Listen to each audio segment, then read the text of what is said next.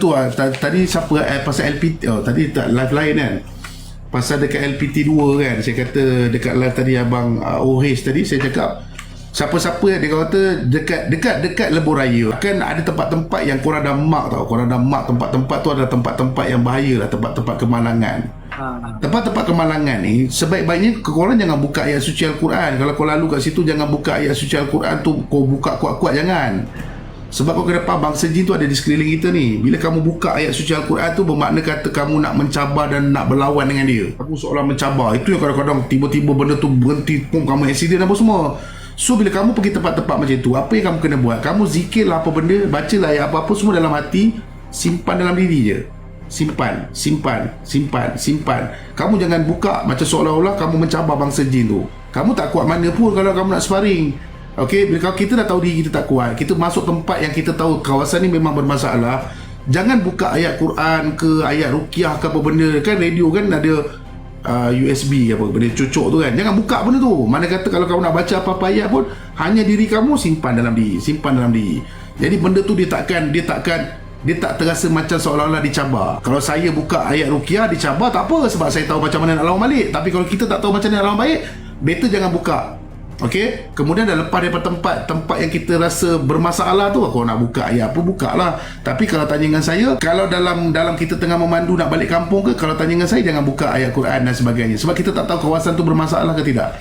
Sebaik-baiknya ayat Quran tu kita sendiri baca, kita sendiri simpan. Itu lebih baiklah. Okey, sebab saya ada kongsikan benda pengalaman ni kepada ada pernah kerap kali kemalangan. Orang ni kerap kali kemalangan, kemudian saya tanya, ada tak selalu buka ayat Quran bila kamu tengah memandu apa semua? Dan dia kata ada. Dan dia kerap kali dia seolah-olah macam bertempur lah, benda tu bertempur, dia sakit hati kan. Tapi dia kalau nak lebih baik, baca sendiri simpan, untuk diri sendiri lebih better. Sebab dia tak tahu, yang dia tahu kamu hanya menyimpan. Jadi kalau macam seolah-olah dia nak serang pun, dia nak serang jadi payah, sebab kamu dah simpan ayat Quran tu dalam tubuh badan kamu. Itu konsep mudah faham lah kan, itu konsep mudah faham. Jadi boleh pakai minyak kasturi hitam tu lah sebagai pencampur kita punya peninding. Ya. Kalau buka macam mana Ustaz? Kalau buka jadi macam tadi lah, kalau kamu nak buka je lah. Cuma kalau boleh elak membuka ayat Quran dengan kamu sendiri baca, lebih baik kamu yang baca sendiri kan. Macam tu juga kes kerasukan.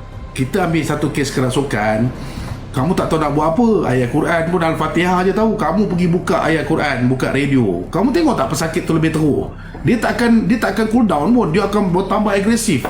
Okey, sebab apa? Dia pendengaran tu kena pada bangsa jin, dia tekanan tapi dia tak terlepas. Dia akan lebih agresif tau, Lepas tu kalau nak baca, kamu sendiri yang baca. Kamu nak jurus ke, nak attack ke apa, kamu sendiri yang buat, bukan menggunakan radio kan. Kalau nak azan, bukan gunakan azan radio, kamu lah yang nak kena azan benda tu. Kalau kamu tak pandai, kamu kena panggil lah orang yang pandai azan. Tapi kalau kamu sebagai Islam azan pun tak tahu, macam mana ada azan pun tak tahu, jadi masalah lah kan.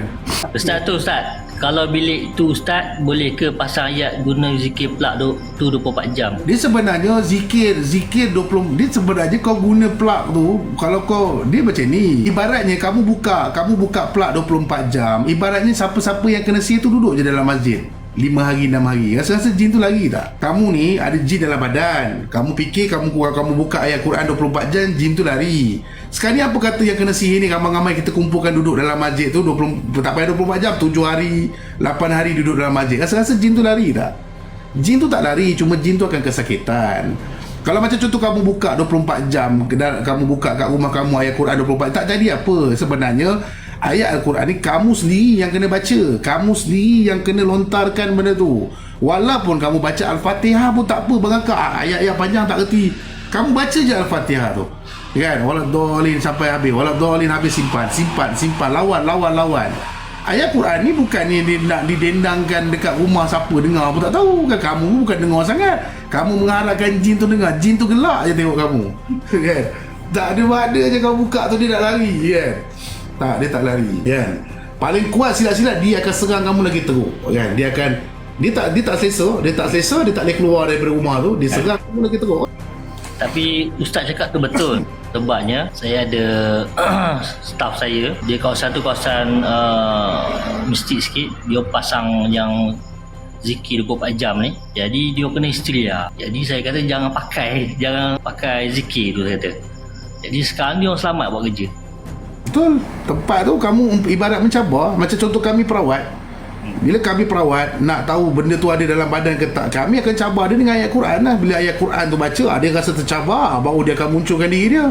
Itu jambu kita tengok siapa kuat siapa tak kuat kan. Tapi benda ni sekadar perkongsian lah. Kalau korang nak buka ayat Quran tu, ikut korang lah. Yang sakit tu korang kan.